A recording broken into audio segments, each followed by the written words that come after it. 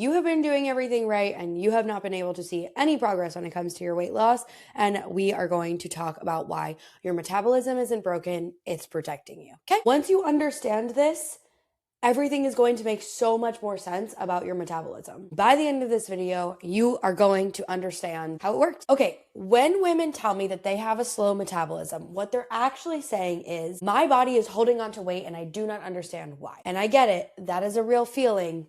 These things are happening to you. But we need to start by defining what metabolism is so that we can understand why it's happening. Your metabolism is your body's energy management system.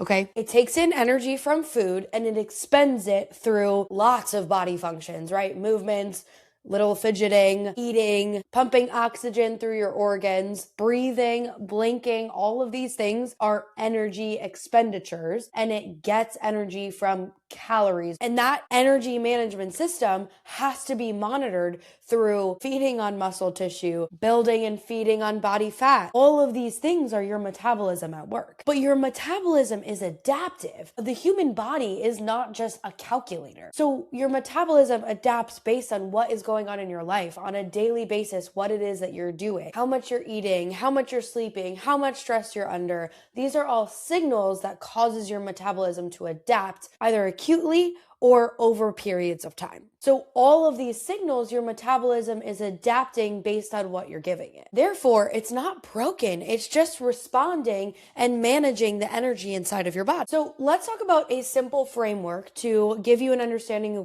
of where your metabolism is at any given time, okay?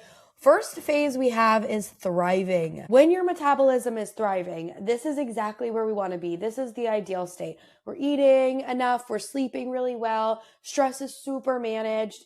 The metabolism has the ability to do its thing and just operate in its energy management system and just keep it moving and grooving. This is where we need to be in order to start any fat loss phase, because this is how it's going to actually work. Your body feels safe when it is thriving, and so it will actually be able to release stored energy. That stored energy is things like body fat that you have, that your body has stored to save and conserve energy for later, which we'll get into in a second. Our next phase, though, is adapting.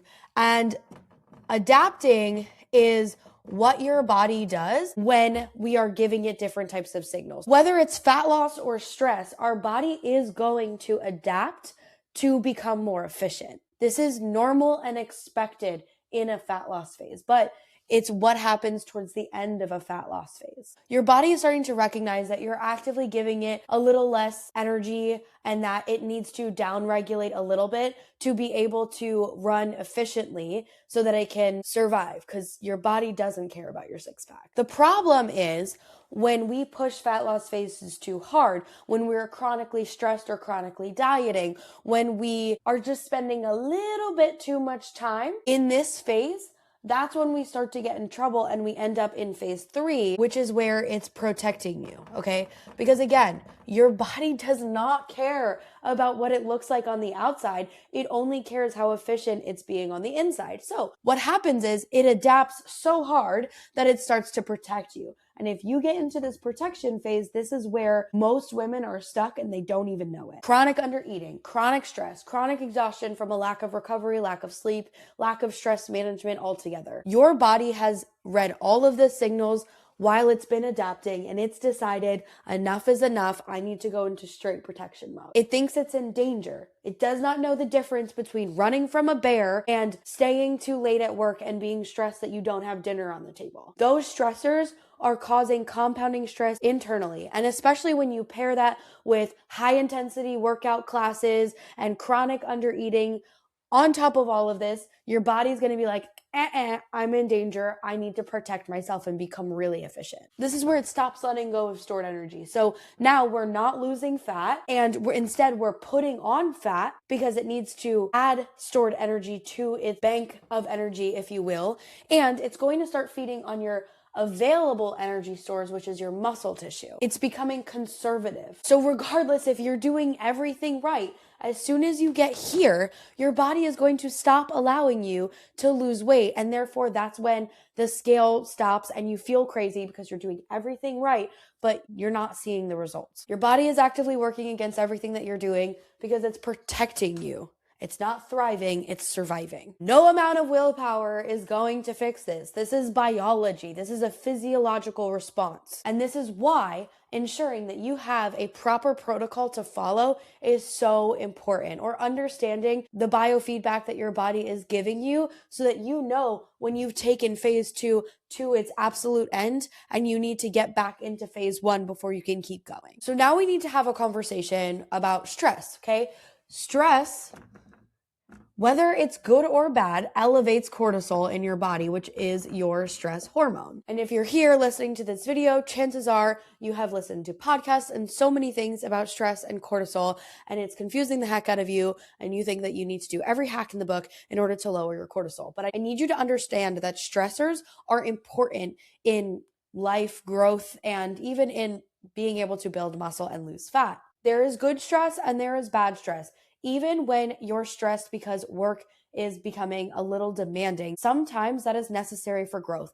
It's not about completely eliminating your stress. It's about managing your stress effectively, understanding your seasons of life, and being able to live with inside of your capacity, inside of those seasons of life. Okay, so cortisol gets released when your body is perceiving a threat. So when we are in protection mode, we are releasing a ton of cortisol because your body is making sure that it can protect you from perceived threat, right? So you're running from a bear, your body needs to continue to release cortisol to put you into a flight response that you take off and you can continue to take off when that bear is chasing you. Your body doesn't know the difference between not sleeping enough and having a really hard conversation, or under eating and doing incredibly intense workouts over and over again. When you're already depleted, compounding stress, good or bad, ends up affecting your body negatively. So when cortisol is chronically elevated, we do one of 3 things. The first thing is we store fat. Okay, so we talked about this a little bit in the protection phase, but essentially your body is storing fat so that it has the necessary energy to make sure that when you're running from a bear, it can give you the energy that you need in order to continue running from the bear. So literally, you could continue to undereat and continue to slash your calories, and what's going to happen? Your body is just going to keep storing all of those calories as fat to protect you. The next thing that's going to happen is you're going to have muscle loss. Why? Because muscle is readily available energy. Your body is now not only going to store fat for energy, but it's also going to start feeding on the most available energy source, which is your muscle tissue. And this is a huge problem because muscle is metabolically active. So what that means is the more muscle that you have on your body, the more calories you can burn at rest. So again, remember, your metabolism is trying to be efficient. So it is going to decrease the thing that is costing the most energy internally and start storing things that don't cost a lot of energy in order to, again, protect you. The more muscle that you have, the more energy your body burns at rest. So it's trying to decrease that. So now you have to eat even less food in order to lose weight. This cycle just continues and becomes even harder to get out of over and over again. And the third thing that happens is it increases cravings. Why? Because cortisol requires dopamine and it requires energy, okay? It wants sugary, high fat, carby foods that it can break down super quickly to give it effective energy throughout the day. This has nothing to do with you lacking discipline because you can't stop yourself from reaching from a cookie. This is literally biology at work saying, oh shoot, I really need some energy. I'm going to crash. I can't stay awake. And obviously I have to. So what do I need? I need a cookie that has lots of quick carbs for me to break down and eat. Cravings aren't necessarily a character flaw. They are literally a biological response. So when you're stressed chronically and you're under eating and you're not sleeping enough and you're fatigued and you're feeling run down constantly, mentally and physically, all 3 of these things are firing at the exact same time. Fat storage goes up, muscle goes down, cravings go up, and then we wonder, why is the scale not moving? Okay, so now that we understand what is happening to us biologically, we need to understand the fix. How do we fix this? And it is not by drinking pomegranate juice every night before you go to bed. It's not drinking hot water with lemon and cayenne pepper, whatever concoction is out there nowadays. And I'm going to be honest, This answer is going to irritate you because it's boring and hard. The first one is you have to eat enough, okay? You have to eat enough to support the capacity that you have, the stress that you're under, the physical outputs that you're giving so that you can get your body from here to here, okay? The fix is getting your body from protection back to thriving.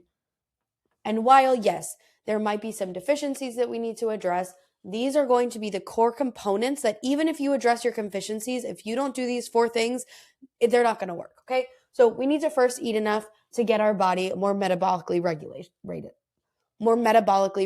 The second thing that we need to do is manage your stress, okay?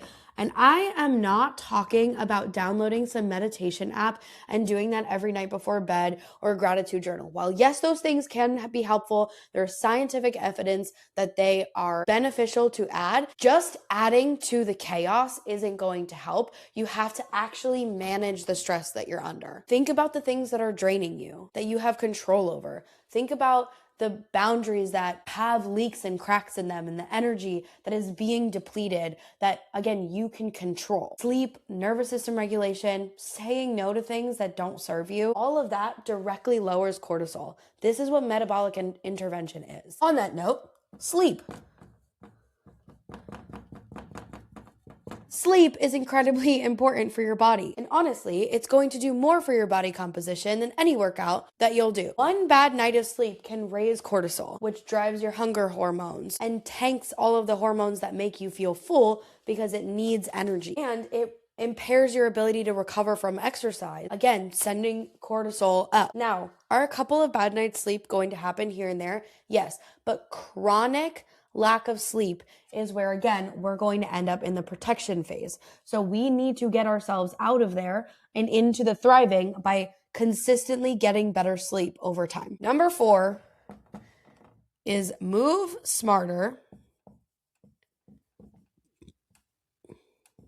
not harder. Again, we need stress in order to tear the muscle tissue and build muscle so that we can have more muscle mass, so that we can burn more calories at rest. But adding high intensity workouts, adding crazy long hours in the gym, adding lots and lots of cardio to an already stressed and depleted body is just going to force your body to continue to protect you. The goal is to find effective and consistent movement that you can do inside of your capacity without skyrocketing your stress response, especially while you're here. This looks incredibly different for everybody in every season of life they're in, and it can continue to adapt. None of this is necessarily complicated, especially when you understand the why behind it all. The problem is that it is hard. It is hard to get yourself to do the basics that feel unproductive because we have been told that the only way that we have value is by being productive and pushing ourselves. Sometimes doing less is doing more for your body. Again, this is metabolic intervention, and no amount of peptides, blood work, quick diets are going to change the fact that if you don't fix these foundational habits, those things won't work effectively either. Discomfort is where our body actually changes. You can't continue to do the same thing and expect a different result. So after listening to this video, if you feel like your body is protecting you and your metabolism is tanked, then we need to focus on these foundational things, okay? And if you don't know where to start with these things, shoot me a message. I'm happy to help you figure out what eating enough looks like, how to manage stress inside of your life. I will literally work with you based on what is going on in your life to find some stress management techniques that you can use. I will help you create a better sleep routine and tell you how to get more effective sleep. And I will audit whatever you're doing for your workouts and help you create a more effective routine. All you have to do is message me. I am happy to help. And if you found this video helpful, send it to your friends because everybody deserves this information.